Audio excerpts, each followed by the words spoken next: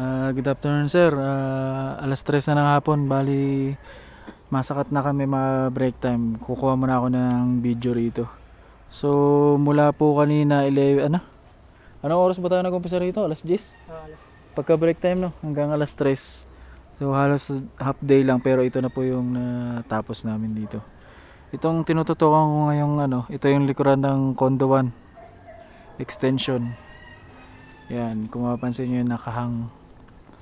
So mula po dito sa kalsada papunta kay Manong Fernando, yun yung nahawanan namin. Yan. So kita nyo tagusan ng hangin saka liwanag dyan. Pati yung sayote na umakyat sa mangga, hindi na namin maabot pero magaganda na lang yan. Putol na po yung yung pinakapuno niya.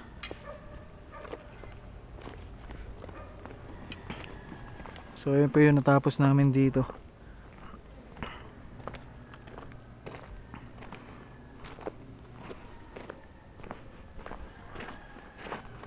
Tapos may natada pa boss yung dito sa gilid nila Manong. Kung papayag po kayo bukas para isang gawaan lang ituloy namin balikan. Ito. Bali masukal pa yung gilid ng riprap dito. Ang haba na rin nung tawag dito. Wild na sunflower.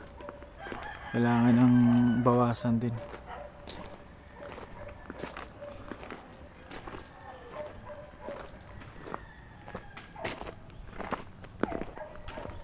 Tapos may request po pala si Ma'am Jade. Kahit daw kalahati ng gagastusin sa kanya kung ano daw sa kanya, makikiusap daw sa inyo kung maaari. Malagyan natin ng itong lambat, yung bakod para kahit paano may privacy daw. Bali yung kalahati daw ng gagastusin, sasagutin niya.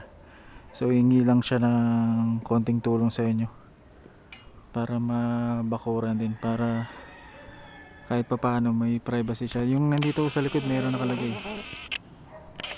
So yun dito na lang banda sa may side ng niya, ng kondoan.